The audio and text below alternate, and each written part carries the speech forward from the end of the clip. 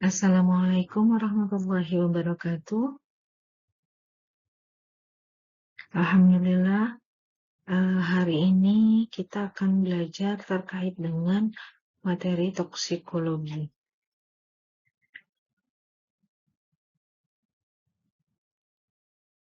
Adapun toksikologi itu sendiri dapat didefinisikan sebagai suatu cabang ilmu pengetahuan yang berhubungan dengan racun atau zat-zat toksik.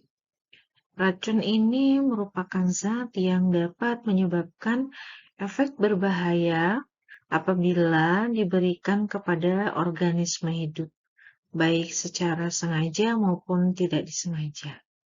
Sedangkan toksikologi ini mempelajari terkait agen yang bertanggung jawab atas efek samping, mekanisme yang terlibat, kerusakan yang mungkin terjadi, metodologi pengujian untuk menentukan tingkat kerusakan, serta cara untuk menghindari atau memperbaikinya. Untuk toksikan itu sendiri merupakan suatu bahan kimia alami atau buatan yang dapat mengubah aktivitas molekuler dan fisiologis normal dari suatu sistem biologis yang ada di dalam tubuh kita, serta dia bisa menyebabkan kematian. Toksikan ini bisa dalam bentuk padat, cair, ataupun gas. Misalnya, salah satunya adalah sianida. Dosis dari toksikan ini akan menentukan efek toksik dari racun tersebut.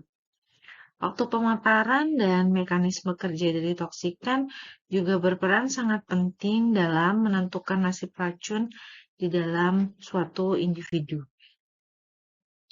Toksisitas itu sendiri merupakan suatu kemampuan dari bahan kimia untuk menyebabkan efek buruk ketika organisme terkena bahan kimia tersebut. Efek toksik itu sendiri diartikan sebagai efek buruk atau efek merugikan yang ditimbulkan karena penggunaan atau pajanan suatu agen atau bahan kimia atau toksikan. Efek yang bisa ditimbulkan dari beberapa toksikan ini sangat bervariasi, bisa dimulai dari keluhan ringan, misalnya gatal, sakit kepala, atau bisa berbahaya seperti mengancam nyawa. Faktor-faktor yang dapat mempengaruhi efek toksik ini bisa disebabkan karena dosisnya ataupun jenis toksikannya.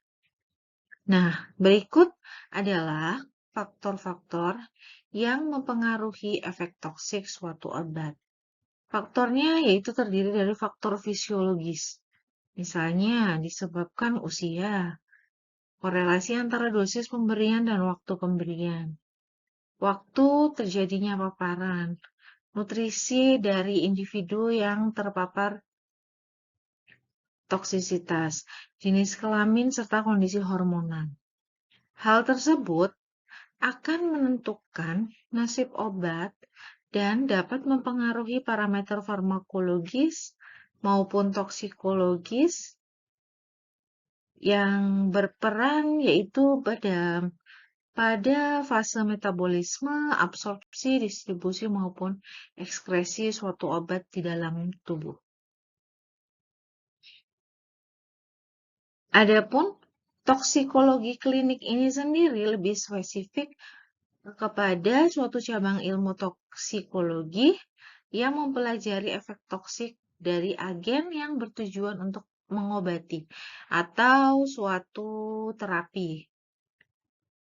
Kemudian toksikologi klinik ini dibedakan menjadi dua kategori berasal dari agen terapeutik ataupun agen non-terapeutik. Adapun untuk agen terapeutik, maka efek toksiknya ini berasal dari obat-obatan, misalnya dari obat golongan barbiturat, obat golongan benzodiazepin, obat golongan antikolinergik, ataupun dari steroid. Untuk agen non-terapeutik ini bisa berasal dari bahan kimia selain dari obat.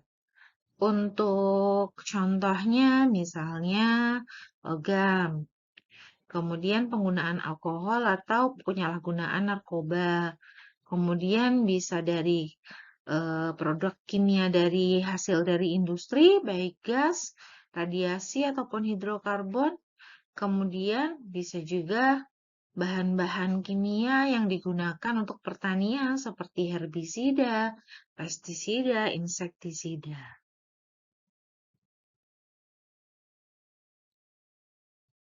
Adapun yang dimaksud dengan efek terapi, efek toksik, dan efek samping ini tidak sama. Untuk efek terapi itu merupakan efek yang kita inginkan dari suatu obat. Kemudian efek toksik itu merupakan efek yang dapat menimbulkan toksisitas atau keracunan bila melebihi dosis yang telah disarankan. Kemudian untuk efek samping ini, efek dari obat yang tidak menguntungkan, tapi terjadi pada dosis terapi. Efek samping obat ini tidak terjadi pada setiap orang, jadi hanya tergantung dari kepekaan ataupun kemampuan setiap orang dalam mengatasi efek samping. Beberapa faktor yang dapat mempengaruhi toksisitas suatu obat, yang pertama adalah karena tidak dilakukannya monitoring pengobatan oleh penulis resep. Jadi setelah pasien mendapatkan obat, alangkah baiknya kita melakukan monitoring terkait dengan pengobatan. Apakah akan muncul toksisitas atau obat? Atau kita bisa mengedukasi pasien terlebih dahulu terkait apa saja yang dapat terjadi setelah mengkonsumsi suatu obat tersebut. Kemudian yang kedua adalah terkait dengan kepatuhan pasien dalam meminum obat. Apabila pasien patuh meminum obat sesuai dengan anjuran yang telah ditetapkan, maka kejadian toksisitas pasti akan minimal. Kemudian yang ketiga yaitu karena adanya polifarmasi atau penggunaan obat dengan jumlah yang banyak. Kemudian bisa disebabkan karena interaksi obat dengan obat yang lain. Kemudian bisa disebabkan adanya reaksi alergi. Kemudian juga bisa disebabkan karena pasien tidak memperhatikan apa aturan pakai dari obat tersebut. Kemudian yang berikutnya bisa disebabkan karena medication error atau kesalahan pengobatan, yang ini bisa disebabkan oleh beberapa tenaga kesehatan yang berhubungan dengan pasien. Kemudian bisa juga karena adanya ADR adverse drug reaction atau efek yang tidak diharapkan dari suatu obat-obatan. Yang pertama kita bahas yaitu terkait tidak dilakukannya monitoring pengobatan oleh penulis resep.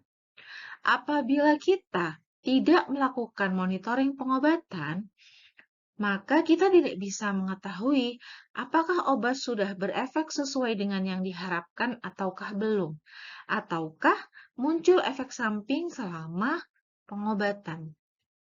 Oleh karena itu, dengan adanya hal-hal tersebut, maka dapat menyebabkan terjadinya kegagalan terapi.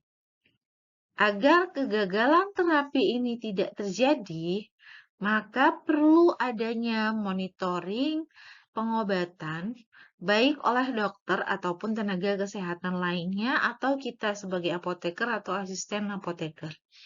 Kemudian, pasien juga diberi edukasi bahwa apabila terjadi efek yang tidak menguntungkan dari obat-obatan yang digunakan, maka harus segera melaporkan. Oleh karena itu, pentingnya melakukan konseling terkait dengan obat-obatan saat pasien menerima obat dari farmasis. Yang berikutnya adalah terkait dengan kepatuhan pasien dalam meminum obat. Hal ini juga dapat mempengaruhi terjadinya toksisitas, di mana apabila kepatuhan pasien dalam menggunakan obat itu menurun, maka juga akan mempengaruhi toksisitas obat. Toksisitasnya bisa meningkat, terutama pada pasien-pasien yang sudah geriatri atau lansia. Mengapa bisa demikian? Karena Pasien-pasien geriatri memiliki potensi untuk mengalami kesulitan dalam membaca tulisan yang ada di etiket. Apabila pasien mengalami kesulitan dalam membaca tulisan yang ada di etiket, maka dapat berakibat dosis obat yang diminum ini tidak tepat. Selain itu, pasien geriatri juga memiliki kemungkinan untuk lupa melakukan kontrol kembali ke dokter. Sehingga perkembangan terapi pasien ini tidak tercapai karena terapinya tidak terkontrol.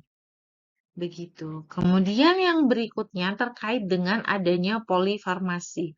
Menurut WHO, polifarmasi merupakan penggunaan banyak obat pada waktu yang bersamaan atau penggunaan terlalu banyak jenis obat.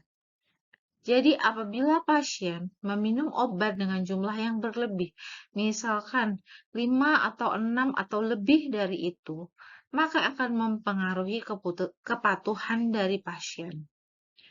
Jika pasien meminum obat dalam jumlah yang banyak, maka kepatuhan pasien akan menurun. Akibatnya apa jika kepatuhan pasien menurun? Maka toksisitas obat ini bisa meningkat. Adapun terkait dengan interaksi obat dengan obat lain, apabila di dalam suatu obat yang diberikan kepada pasien ada potensi adanya interaksi antar obat, maka kita harus melakukan beberapa hal. Yang pertama, kita harus memberikan konseling kepada pasien terkait cara meminum obat, terutama obat-obat yang memiliki interaksi. Apakah dimodifikasi waktu pemberiannya dengan memberikan jeda, ataukah diberikan konseling terkait efek apa yang akan terjadi apabila obat tersebut berinteraksi. Kemudian, kita juga harus melakukan monitoring pengobatan terhadap pasien. Kemudian, selain itu, kita juga bisa melakukan penyesuaian dosis untuk meminimalkan adanya efek yang disebabkan karena interaksi obat tersebut. Atau kita bisa konsultasikan dengan penulis resep untuk melakukan penggantian obat. Yang berikutnya adalah adanya reaksi alergi. Reaksi alergi ini dibagi menjadi dua. Reaksi alergi yang cepat ini terjadi secara langsung dan langsung dirasakan oleh pasien, atau reaksi alergi yang tertunda, di mana dia bisa muncul plus minus 72 jam atau 3 hari setelah pasien mengkonsumsi obat tersebut. Oleh karena itu, kita juga harus memberikan edukasi terkait kemungkinan reaksi-reaksi alergi yang dapat muncul kepada pasien, dan kita juga harus melakukan monitoring secara berkala. Yang berikutnya yaitu tidak memperhatikan aturan pemakaian obat. Ini sangat mungkin terjadi apabila pasien menggunakan obat-obat OTC atau over the counter atau yang tidak memerlukan resep dokter. Apabila pasien datang ke apotik, kemudian membeli obat-obat OTC yang boleh dibeli tanpa resep dokter, maka kita harus memberikan konseling terkait dengan penggunaan obat tersebut. Kemudian kita juga harus mengingatkan pasien untuk selalu membaca informasi yang terdapat di dalam kemasan dari setiap obat yang pasien beli.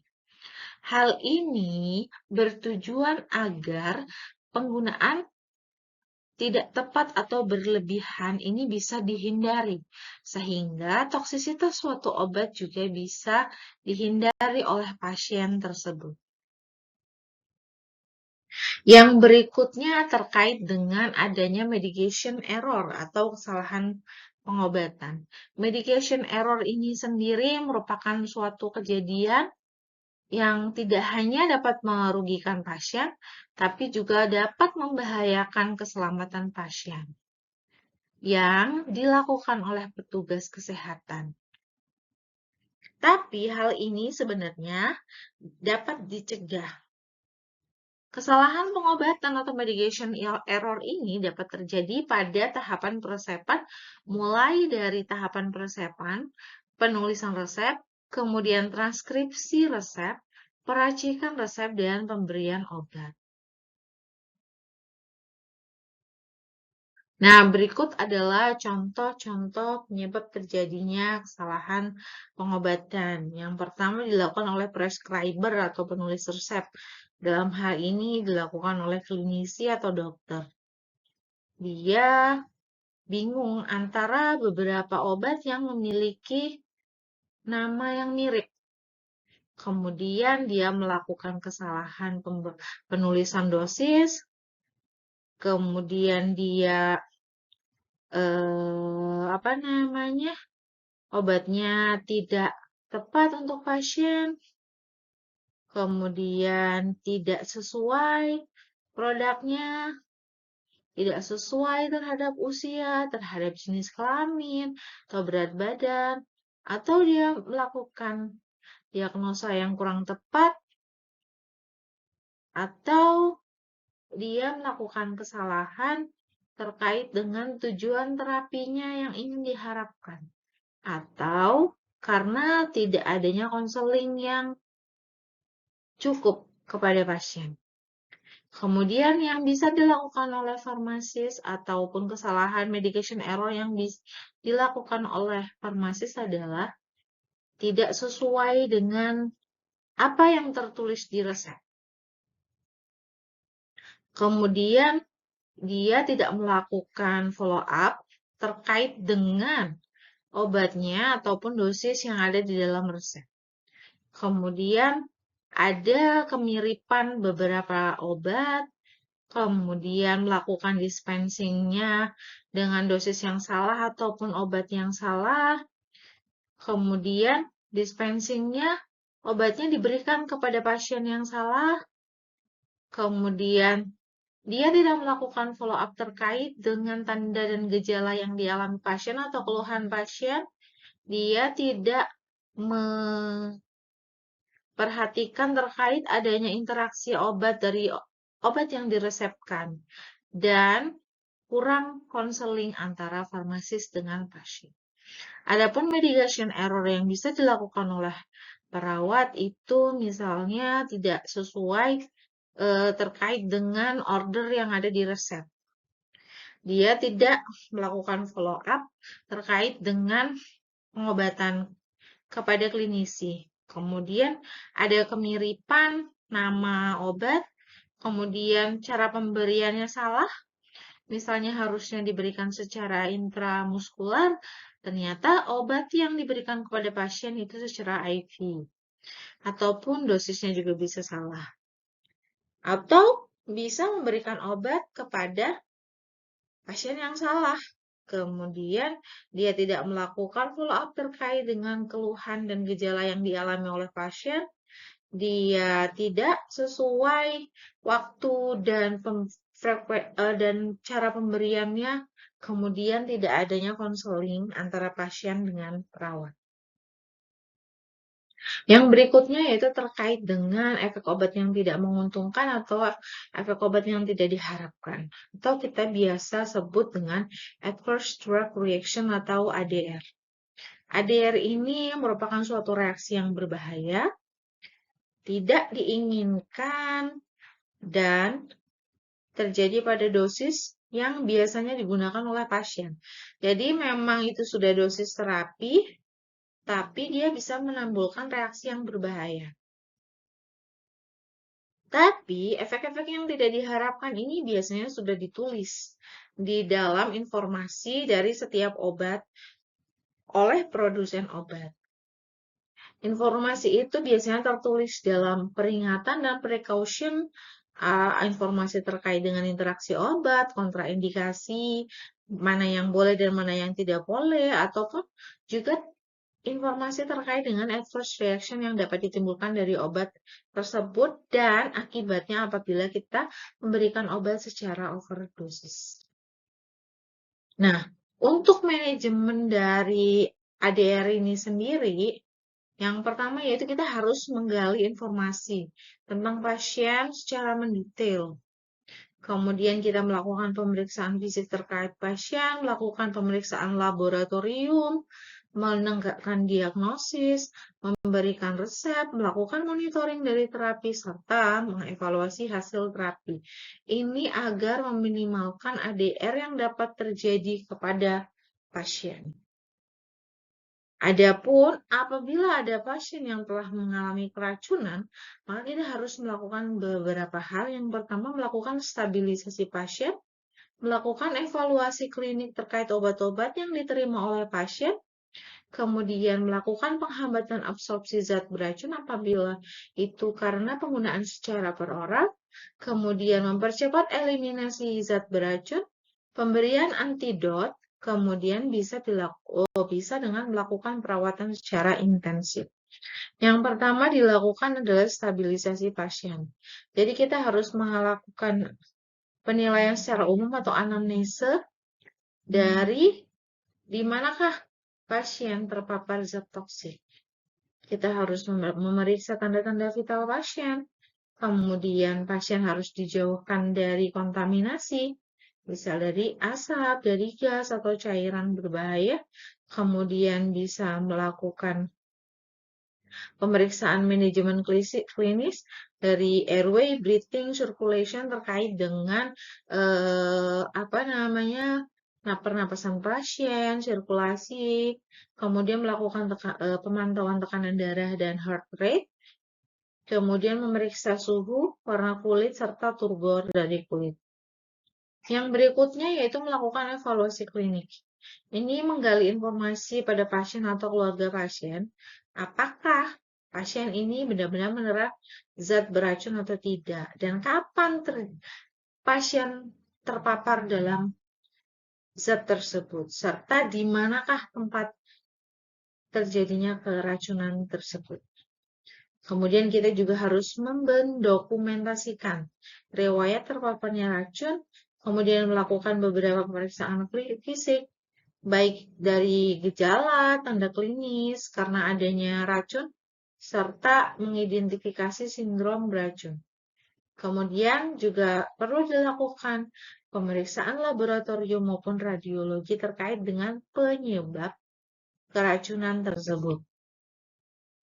Yang berikutnya yang bisa kita lakukan yaitu kita harus menghambat absorpsi zat beracun. Ini bisa dengan membersihkan bagian tubuh yang terkontaminasi zat toksik. Misal kulit kita terkontaminasi oleh zat toksik, maka kita harus membilas kulit kita dengan cara-cara yang biasanya ada di dalam kemasan apabila kita terkontaminasi zat tersebut. Kemudian kita juga bisa mengurangi penyerapan dengan usus, misal dengan kumbah lambung. Kemudian tapi kumbah lambung ini tidak disarankan untuk obat yang bersifat korosif seperti asam sulfat.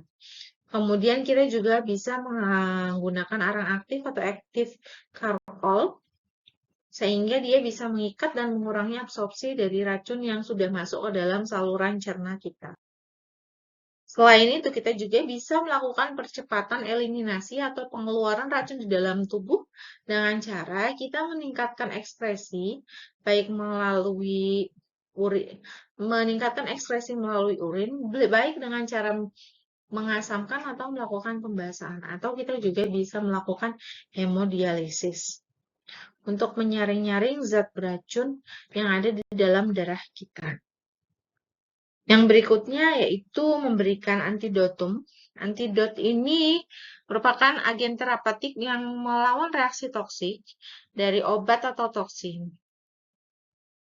Antidot ini berperan penting dalam pengobatan keracunan dengan menargetkan zat berbahaya yang terlibat. Jadi masing-masing suatu zat antidotnya berbeda-beda. Dia berperan dalam mengubah zat yang beracun di dalam tubuh,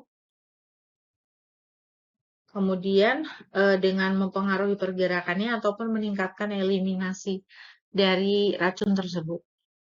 Nah, berikut adalah beberapa contoh antidot dari obat-obat yang dapat menimbulkan toksisitas pada manusia. Misalnya obat golongan benzodiazepin Contohnya ada diazepam, alprazolam, dan lain-lain. Antidotnya yaitu flumazenil. Kemudian untuk obat golongan CCB, calcium channel blocker, contohnya verapamil diltiazem, maka bisa diberikan antidot berupa kalsium glukonat. Dan apabila kita keracunan opioid, contohnya morfin, kodein, metadon, kita bisa memberikan naloxone sebagai antidot dari opioid tersebut. Apabila kita mengalami keracunan paracetamol, kita bisa menggunakan asetilsistein. Keracunan sulfonilurea, obat-obat diabetes golongan sulfonilurea ini seperti glimepiride, glibenclamide, dan lain-lain, kita bisa menggunakan okreotid. Apabila kita keracunan heparin, maka kita bisa menggunakan protamin sulfat, ataupun kita keracunan metanol, kita bisa menggunakan antidot fomepizol. Adapun dosis dan penjelasannya maka bisa dibaca sendiri.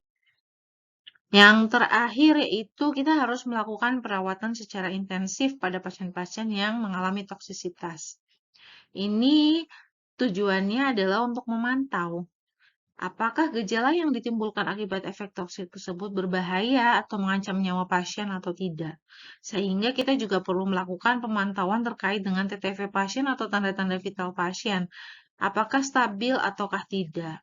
Ataukah racun yang dapat masuk ke dalam tubuh si pasien itu sudah menghilang dan tidak mengancam nyawa. Apabila kondisi pasien sudah stabil dan tidak ada gejala-gejala yang mengancam nyawa, maka perawatan secara intensif ini bisa dihentikan dan pasien bisa melakukan perawatan seperti biasa.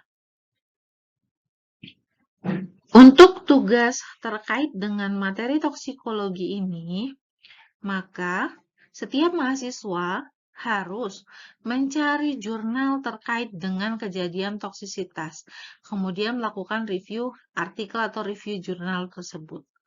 Untuk jurnal maksimal 10 tahun terakhir diutamakan jurnal yang berbahasa Inggris. Tujuannya adalah agar kalian terbiasa untuk mendapatkan referensi atau evidence base dengan bahasa Inggris. Karena biasanya EBM yang berbahasa Inggris dia itu selalu update daripada EBM yang berbahasa Indonesia. Kemudian setiap mahasiswa harus mengerjakan review sesuai jurnal yang didapatkan. Jurnalnya tidak boleh sama antar mahasiswa. Kemudian saat mengerjakan review jurnal, sertakan hasil screenshot dan di-highlight dari jurnal yang diperoleh.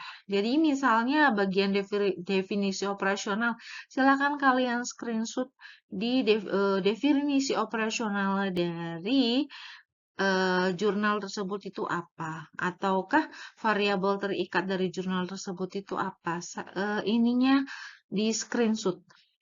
Kemudian hasil review ini akan dipresentasikan minggu terakhir sebelum UAS dilaksanakan, di mana yang mempresentasikan bisa saya targetkan 4-5 mahasiswa yang akan diajak diundi pada saat hari H pelaksanaan presentasi. Jadi dari 13 orang akan memiliki kesempatan yang sama untuk mempresentasikan hasil review jurnalnya. Saya rasa demikian materi kuliah toksikologi dari saya. Terima kasih atas perhatiannya. Saya ucapkan wassalamualaikum warahmatullahi wabarakatuh.